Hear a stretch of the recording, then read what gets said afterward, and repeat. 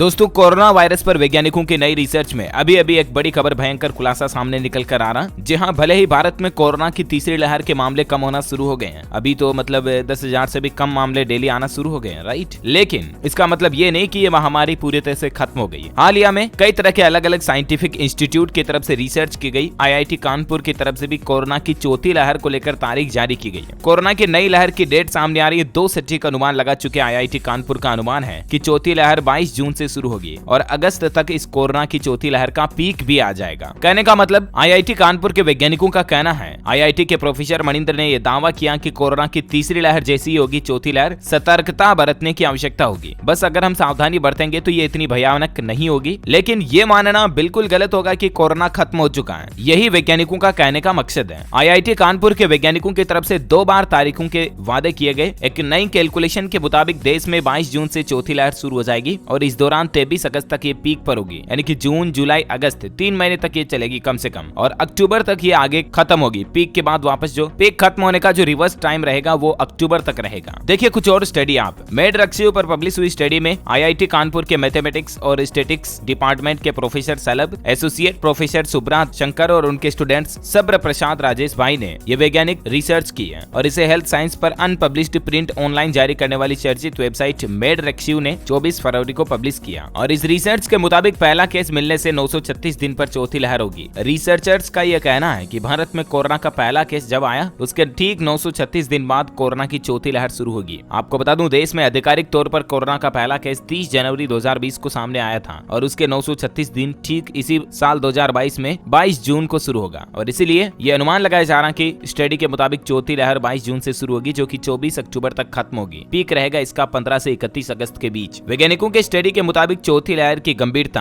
Corona के नए variant के आने और देश में वैक्सीनेशन की स्थिति पर निर्भर करेगी। यानी कि अभी जो कोरोना के डेल्टा, बीटा, गामा वगैरह वेरिएंट हमने देखे, ओमिक्रॉन वेरिएंट देखा जिसकी वजह से तीसरी लहर आई, अगर इन्हीं वेरिएंट में से चौथी लहर आती है तब तो वो ज्यादा भयानक खतरनाक नहीं होगी। लेकिन अगर कोरोना अपना और म्यूटेशन करके नया वेरिएंट सामने लेकर आता है और उसकी वजह से अगर कोरोना की चौथी लहर आती है तो चौथी लहर कितनी भयानक होगी, उसमें कितनी मौतें होगी, ये उसी बात पर निर्भर करेगी कि कोरोना का वेरिएंट कितना खतरनाक होता है। पहली बात तो ये। दूसरी कि भारत में वैक्सीनेशन की स्टेटस क्या चल रही है। इन 2 फैक्टर पर निर्भर करेगी चौथी लहर की भयानकता। कुछ और स्टैटिक्स और डेटा देखिए आप चौथी लहर को लेकर जानकारी। चौथी लहर 4 महीने तक रहेगी। जिम्बाब्वे के डेटा के स्टैटिस्टिकल मॉडलिंग ने भी चौथी लहर को लेकर अनुमान लगाया है और IIT कानपुर के वैज्ञानिक तो तीसरी लहर की भी सटीक भविष्यवाणी किए थे और इसीलिए चौथी लहर पर नजरअंदाज करना बिल्कुल भी सही नहीं होगा, क्योंकि तीसरी लहर का भी सटीक अनुमान लगाया था IIT वैज्ञानिकों ने और अभी मतलब चौथी लहर का भी अनुमान जब बता रहे तो हमें विश्वास करना ही होगा। तीसरी लहर कैसे आई और कैसे घटी, इसका एक ग्राफ में डेटा भी आप देख सकते हैं। 1 जनवरी के लगभग तीसरी लहर की शुरुआत हुई 27,000 केस के साथ। 10 जनवरी को 1,68,000 केस थे। 20 जनवरी को 3,47,000 केस आए और 30 जनवरी से लेकर फरवरी तक अब वापस मतलब पीक खत्म हुआ और कोरोना की तीसरी लहर धीरे धीरे खत्म हो चुकी है, राइट। देखिए तीनों लहरों में सबसे ज्यादा एक्टिव केस और मौतों का आंकड़ा। पहली लहर 17 सितंबर 2020 को आई, 2017 मौतें हुई, 10 लाख के समथिंग केस आए। दूसरी लहर में 37,50,000 के समथिंग केस आए, 5,041 मौतें हुई। तीसरी लहर में 22 लाख केस आए, 1728 लोगों की मौतें हुई। और अब चौथी लहर के अनुमान के मुताबिक कोरोना का वेरिएंट कौन सा रहता है इस पे डिपेंड करेगी चौथी लहर की भयानकता। ओके, तो उम्मीद है कोरोना वायरस को लेकर वैज्ञानिकों की नई रिसर्च स्टडी के बारे में आपको जानकारी, इन्फॉर्मेशन मिली होगी। वैसे दोस्तों आप मुझे कमेंट करके बताइए कि आप कौन से राज्य में रहते हैं, ताकि मैं आपके राज्य के समाचार भी आपके मोबाइल तक पहुंचा दूंगा। और बाकी मास्क लगाएं, सोशल डिस्टेंसिंग बनाए रखें, लापरवाही बिल्कुल ना करें और गवर्नमेंट के जो भी कोरोना प्रोटोकॉल्स हैं उनका पालन करते रहें। Thank you, take care, goodbye. Video को लाइक और शेयर जरूर करना। जय हिंद, जय भारत, वंदे मातरम।